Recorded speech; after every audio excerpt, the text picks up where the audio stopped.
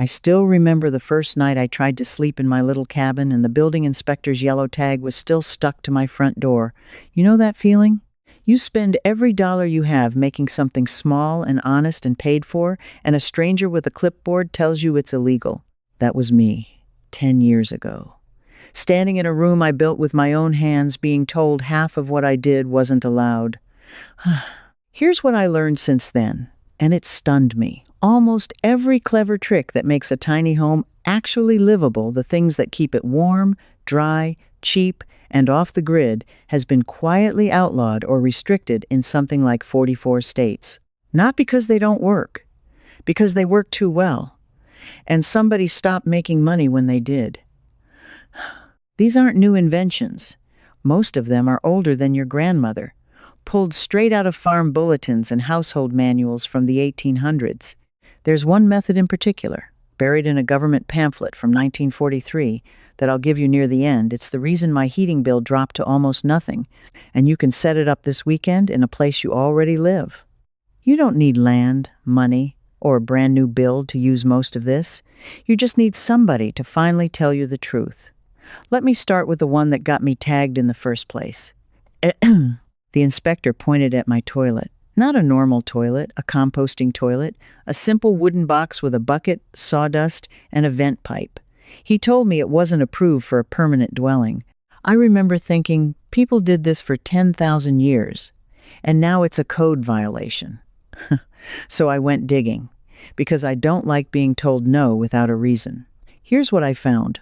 The composting toilet isn't some hippie invention from the 1970s. The Swedish were refining the design in the 1930s, and long before that, the earth closet was patented in England in 1860 by a clergyman named Henry Moule. His system used dry sifted earth to cover waste, and it worked so well that hospitals and country homes across Britain used it for decades. It didn't smell, it didn't spread disease. It turned a problem into garden soil. Then indoor plumbing arrived, and with it a whole industry built on water, pipes, permits, and monthly bills. A flush toilet uses about 1.5 gallons every single flush, and older ones used up to 7. The average household flushes away nearly 20,000 gallons of clean drinking water a year. Think about that. We purify water to the standard you can drink, then use it to move waste through miles of pipe you pay to maintain. The composting toilet needs none of that. No water line, no sewer hookup, no septic tank that costs $15,000 to install. I built mine for under $100. And when the inspector left, I read the code myself. And I found that many places don't ban the toilet outright, they just won't let it be your only approved system, which forces you to install the expensive one anyway. The ban isn't about safety. It's about making sure you still pay. But the toilet was just the beginning. Because once I started looking at where my water went after I used it, I found a second trick that saved me even more, and it's restricted in even more places than the toilet. It's called greywater. That's the water from your sink, your shower, your washing machine, everything except the toilet. In most modern homes, all of it disappears down one pipe, mixed together, gone. I used to think that was just how it worked. Then I read an agricultural extension bulletin that changed how I saw my whole house. Here's the thing that got me. A single household sends between 40 and 80 gallons of greywater down the drain every day. That water is barely dirty. A little soap, a little food, that's it. And with a simple pipe rerouted to a mulch basin, that same water can irrigate fruit trees, garden beds, and shade plants for free. Arizona figured this out and actually made it legal and simple back in 2001. They published clear guidelines and thousands of homes adopted it. It worked so well that other states studied it. And yet, in much of the country, touching that pipe without an expensive permit and an inspection is a violation. In some places, it's flatly illegal to reuse your own bathwater on your own plants. Read that again. The water you paid for, that fell as rain and got cleaned on your dime, cannot legally water your tomatoes in large parts of this country. I set up my own greywater line the old way, a gentle slope, a simple filter of gravel and straw, and a mulch bed under my fruit trees. My water bill dropped by roughly 1/3 in the first summer. My trees have never looked better. I didn't invent anything. Farmers were doing exactly this 100 years ago, before anybody decided your used dishwater belonged to the sewer authority. Now here's where I started getting genuinely angry, because the next one isn't just about wasting water. It's about being punished for catching water that falls out of the sky onto your own roof. I'm talking about rainwater. Collecting rain in a barrel sounds like the most harmless thing in the world. My grandmother had a rain barrel at the corner of her porch, and she used it for her flowers and her hair. She swore soft. Rainwater was better than anything from the tap. What I didn't know until I started building tiny was that in some states, collecting rainwater was actually illegal for years. Colorado is the one that stunned me most. For over a century, an old water rights doctrine meant the rain falling on your own roof legally belonged to somebody downstream who held the water rights. Catching it in a barrel was technically theft of water. It wasn't until 2009, and then a bigger change in 2016, that Colorado finally allowed homeowners to collect a limited amount, and even then, capped at 2 barrels, about 110 gallons total. 110 gallons. From the sky onto your own house. Let me put a number on why this matters. Every inch of rain that falls on a 1,000-square-foot roof produces around 600 gallons of water. 600 gallons from 1 inch on a small roof. A tiny home with a decent rain season could gather thousands of gallons a year, enough to handle a garden and then some, completely free, completely clean enough for plants and washing. And for generations, people were told they couldn't have it, or could only have a thimbleful of it, because somebody else had a legal claim on the weather. So I did what my grandmother did. I put barrels under my downspouts, screened them so no mosquitoes could breed, and connected them to my greywater beds. Free water, falling on my roof, staying on my land. But catching the water was only half the problem. The bigger question was how to stay warm once I was living small, and that's where the story really turns, because that's where the oldest and most forgotten trick of all comes in. Before I get to heat, I have to tell you about the walls themselves, because this one fooled me for years and cost me a fortune before I understood it. When I built my first small space, I did what everyone told me. I bought the pink fiberglass insulation, stapled it in, sealed it up tight, and figured I'd done it right. That first winter, the walls sweated. I got condensation, then mildew in the corners, then that musty smell that never fully leaves. I ripped it all out the next spring, soaked and black, and I nearly gave up on the whole dream. Then I found an old method that builders used for hundreds of years before synthetic insulation existed. Straw, wood shavings, wool, even sawdust packed into wall cavities. And I found something incredible in the research. The United States Department of Agriculture actually studied sawdust and wood shaving insulation and published findings back in the early 1940s, during the war, when materials were scarce. They found these natural fills, insulated comparably to the commercial products of the day, cost almost nothing, and this is the key: they breathed. They let moisture move through instead of trapping it against the wall. Sheep's wool is the one that truly amazed me. Wool can absorb up to 1/3 of its own weight in moisture and still keep insulating.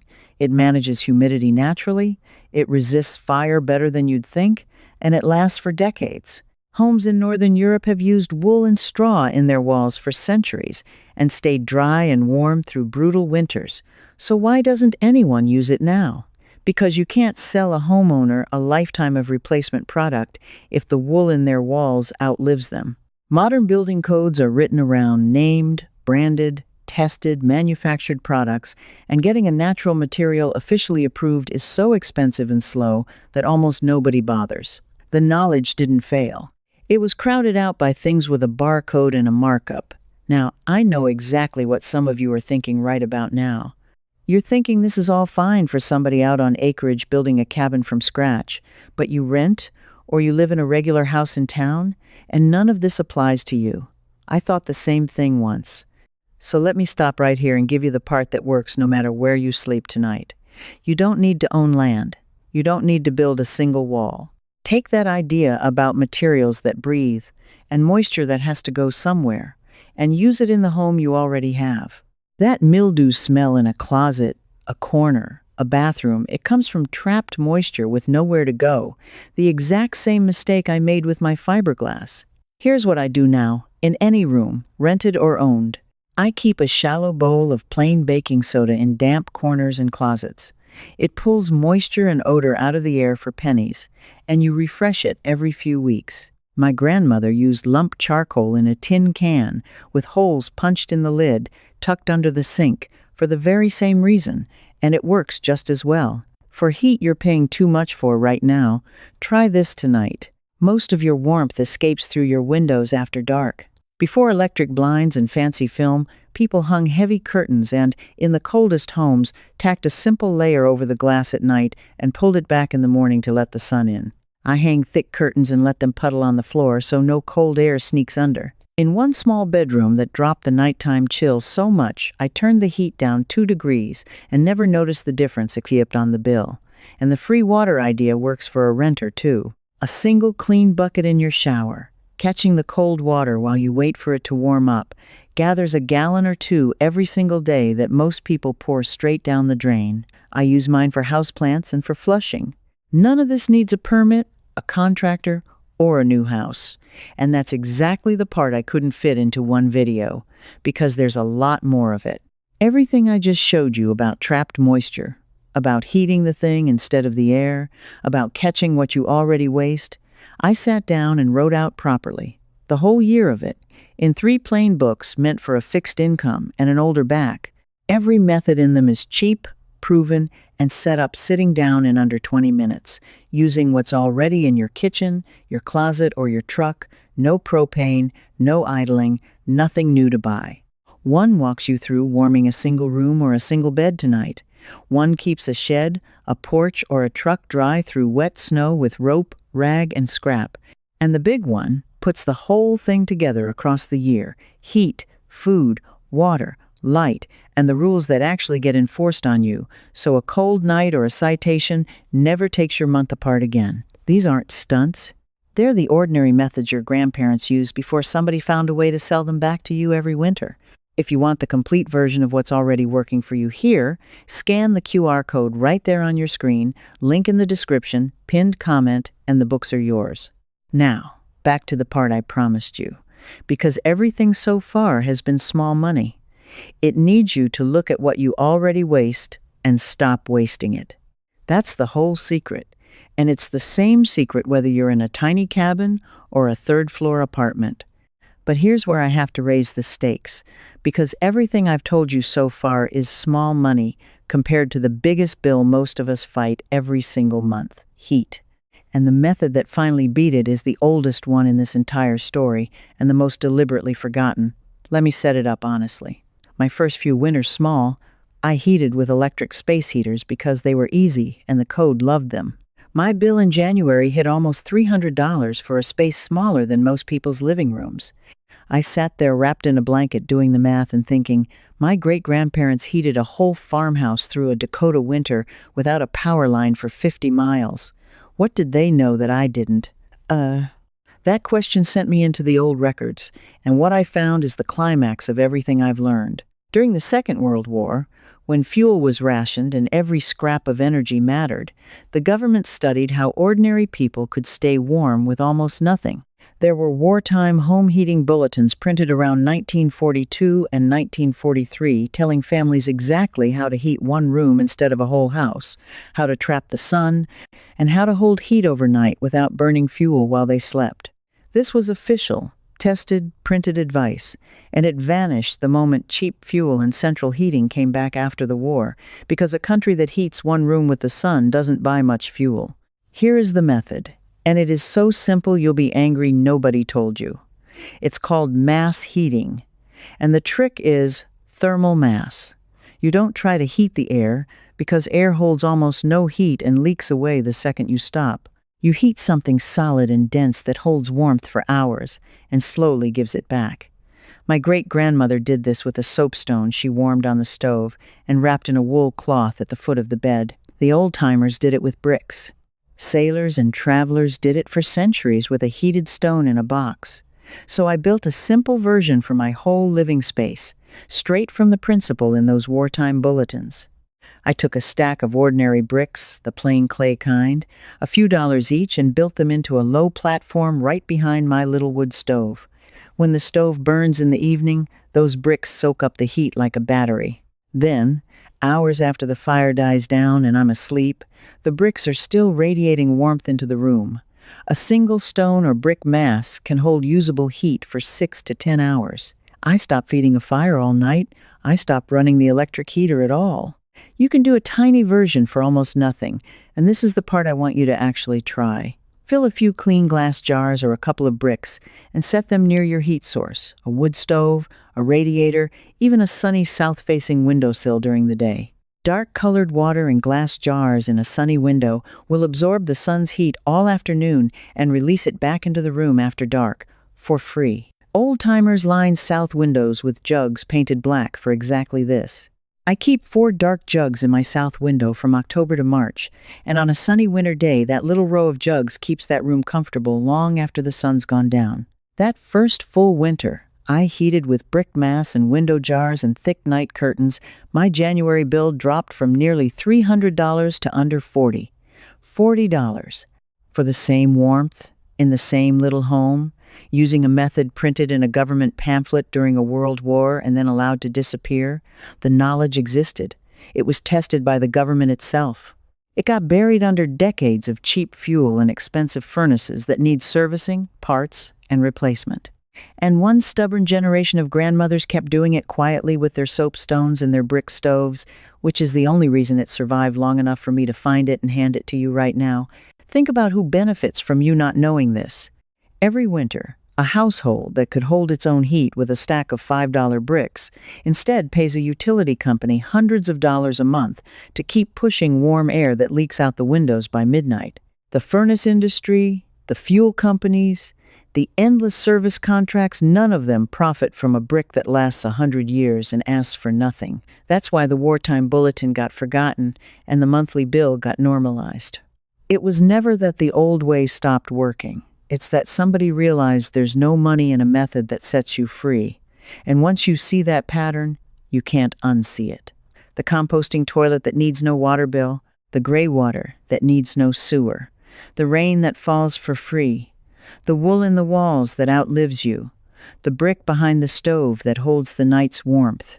Every single one of these was pushed out not because it failed, but because a paid-for, permitted, metered replacement made somebody a customer for life. The tiny home movement didn't invent rebellion. It just accidentally rediscovered how people lived before every basic need came with a monthly invoice. Let me give you a few more of the tricks that got squeezed out, because they're quick and they matter. Sleeping lofts. A tiny home lives or dies by using vertical space, putting the bed up high over a low ceiling. But many building codes demand a minimum ceiling height of 7 feet over a huge share of the floor, and they set rules about ladders and headroom that make a proper loft technically non-compliant. The loft isn't dangerous. People slept in loft beds over warm kitchens for centuries because the heat rises, and it's the coziest spot in the house. The code just wasn't written for anyone trying to live in less. Minimum square footage. This one is the quiet giant behind all of it. For decades, countless towns set a minimum house size, sometimes 1,000 square feet or more, meaning it was flatly illegal to build a home as small as you actually needed.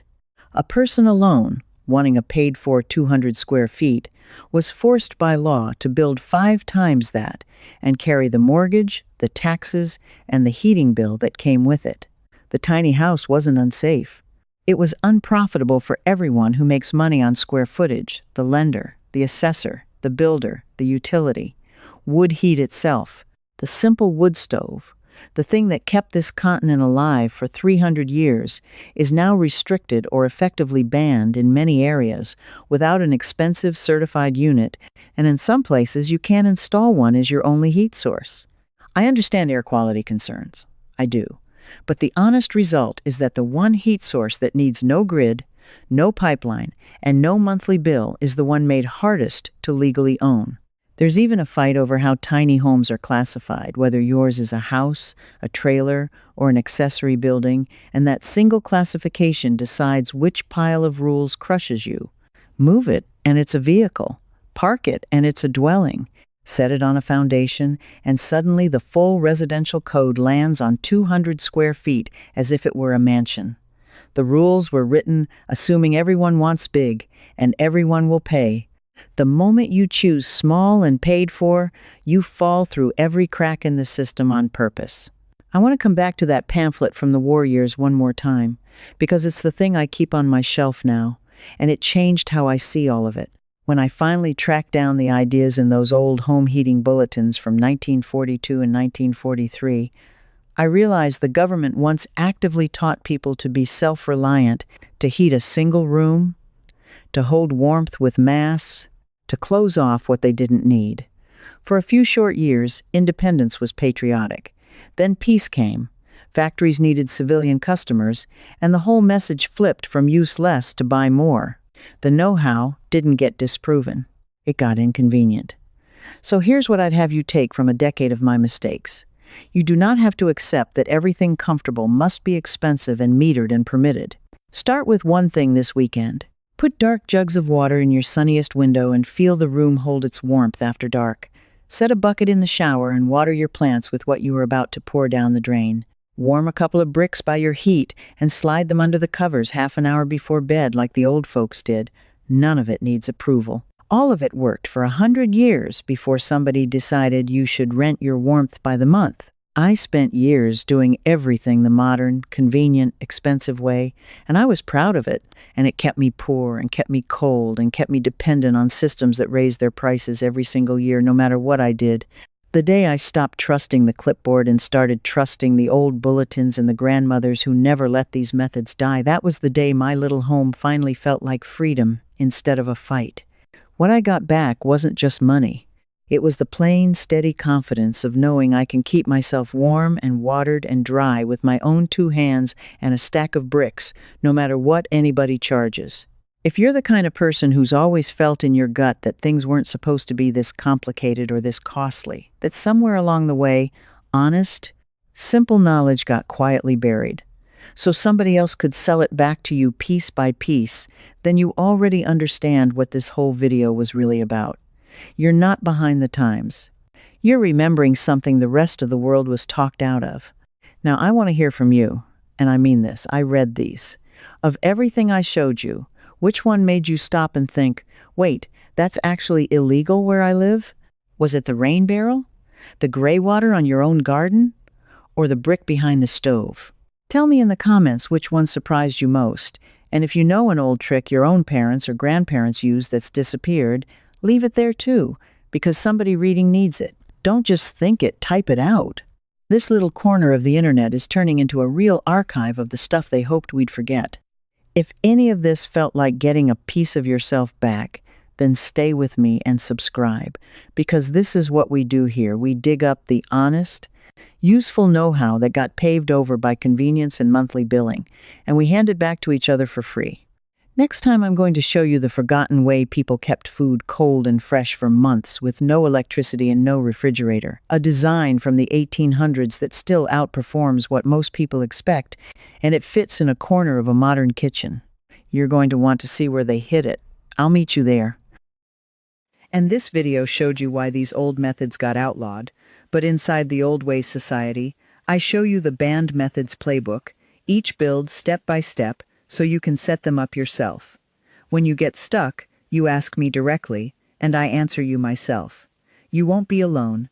Thousands of Old Ways folks are already inside. Just point your phone's camera at the code on the screen, and you can cancel anytime. Now, if these tiny home hacks surprised you, wait until you see what happens on the road. I'll show you the van life tricks that got banned, and how to stay safe. It's starting right here.